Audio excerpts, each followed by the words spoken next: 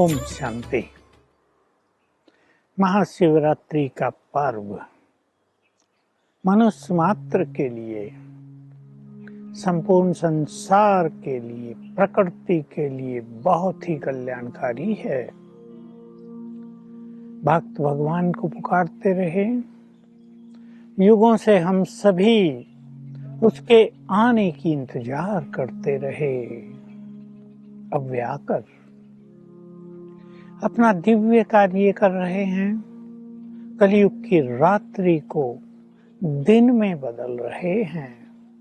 हर मनुष्य के चित्त में फैले हुए अंधकार को दूर करके सबके चित्त को प्रकाशित कर रहे हैं। इसलिए इसको शिवरात्रि कहते हैं, क्योंकि शिव जो निराकार है, जो ब्रह्मा विष्णु शंकर के भी क्रिएटर हैं, वे ज्ञान के सागर हैं। जब वे ज्ञान के सागर हैं तो वे अपना ज्ञान आकर देते हैं। ज्ञान से अज्ञान का अंधकार दूर हो जाता है और इस अज्ञान अंधकार के दूर होने से विकारों की कालिमा भी नष्ट हो जाती है और मनुष्य बन जाता है देवता, और इस धरा पर स्थापित हो जाता है स्वर्णिम युग, देव युग, सतयुग, जिसमें प्रकृति भरपूर सुख देती है। जो कुछ कलयुग में होता है वो वहां नहीं होगा।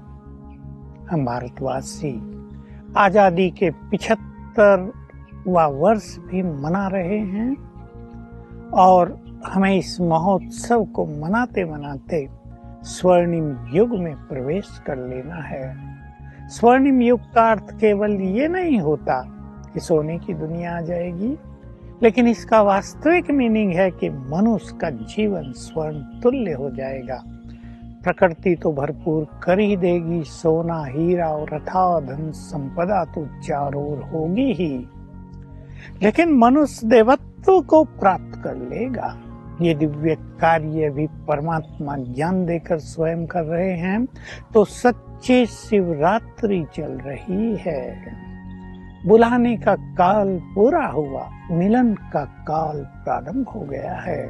हम सभी भक्तों का आह्वान कर रहे हैं, आओ और अपने शिव से, अपने निराकार परमपिता से श्रेष्ठ मिलन करो, उसका सुख प्राप्त करो, उसके प्यार में मग्न हो जाओ।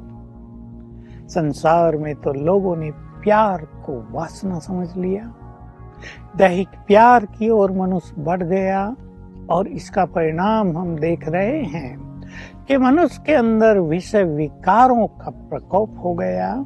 इससे ब्रेन, बुद्धि, मन सब दूषित हो गए और परिणाम तय संसार में समस्याएं बढ़ गई। दुख, अशांति, टेंशन, स्वार्थ, चिंताएं, रोग, शोक, भय, इन्होंने स्थान ले लिया है। भगवान आकर सच्चा प्यार सिखाते, आत्मिक प्यार, परमात्म प्यार सिखा रहे हैं और उनकी सबसे पहली शिक्षा है, तुम ये देह नहीं हो, तुम इसमें निवास करने वाली इसकी मालिक चैतन्य आत्मा हो।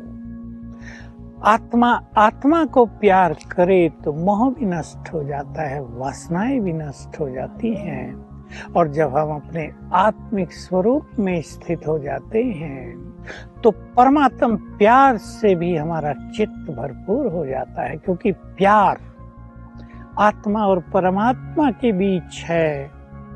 ये प्यार मन से उपजा हुआ प्यार होता है, वो तो प्यार का सागर है। हम सब उसकी महिमा में गायन करते हैं, लेकिन वो प्यार आकर दे रहा है इस समय, ये बहुत बड़ी चीज है।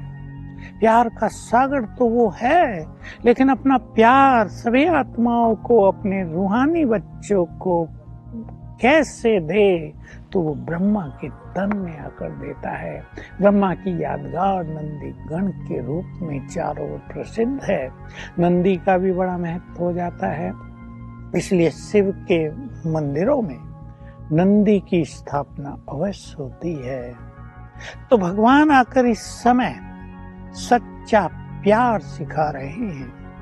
निर्मल प्यार रखने की प्रेरणा दे रहे हैं। प्यार में कोई स्वार्थ ना आ जाए, नहीं तो वो प्यार मनुष्य को परेशान करने वाला हो जाता है, क्योंकि किसी भी प्यार में कोई भी मनुष्य सदा एक दूसरे का स्वार्थ या एक्सपेक्टेशंस को तो पूर्ण नहीं कर सकता। तो ये समय है हम भी परमात्मा प्यार में मग्न हो जाएं और परमात्मा के प्यार का भी बहुत सुंदर अनुभव करें। ये परमात्मा प्यार हमें परमानंद की ओर ले चलता है। ये हमारे संकल्पों को शांत करके चित्त को एकाग्र कर देता है, और जब हम इस प्यार में मग्न हो जाते हैं, ये हमारी बहुत श्रेष्ठ योग युक्त स्थिति होती है। और ये योग मनुष्य के जन्म जन्म के विकारों को, उसके अंदर समाये हुए विकर्मों को नष्ट कर देता है। आत्मा पावन हो जाती है। तो ये शिव के आगमन का काल चल रहा है। हम में से अनेक ब्रह्मावत्सों ने शिव से मिलन का दिव्य अनुभव कर लिया है। उससे हमारा जीवन आनंद विभोर हो गया है। ज्ञान के सागर ने हमें सृष्टि के आदि मध्य अंत का ज्ञान देकर उन सब बुराइयों से मुक्त कर दिया है जो 1000 साल से हमारे अंदर पनपती आ रही थी और अब जिनका प्रकोप हो गया था। अब हम सच्चे अर्थों में कहने के अधिकारी हैं कि हम भगवान के बच्चे हैं, नहीं तो वो परम पवित्र, पवित्रता का सागर और उसकी संतान विषय विकारों में, तो कैसे कोई कहेगा कि हम भगवान की संतान हैं। तो शिवरात्रि पर उससे जुड़ जाएं। देखो, शिवरात्रि पर भक्त लोग रात को मंदिरों में बैठकर उसका आह्वान करते हैं, बुलाते हैं कि आ जाओ। कई लोग तो भांग धतूरे का सेवन भी कर लेते हैं, एकाग्रता हो जाए, परंतु वे हमें ईश्वरीय नशे में स्थित करते हैं। मैं तुम्हारे साथ हूँ, तुम इस सृष्टि की बहुत श्रेष्ठ आत्माएं हो, तुम मेरे बच्चे हो, मेरी संपत्ति के, मेरे वर्षे के अधिकारी हो। तो ये ईश्वरीय नशा हमें देते हैं और इस समय वे आकर हमें जगा रहे हैं। हम सब जग गए हैं, जो सोए हुए हैं केवल भक्ति कर रहे हैं, केवल उसे पुकार रहे हैं, उसके आने की राह देख रहे हैं। उन सभी को हम ये प्यार भरा निमंत्रण दे रहे हैं, ये अपनेपन का निमंत्रण दे रहे हैं कि आप सब भी भगवान शिव की संतान हो। वो निराकार है, देह से रहित है।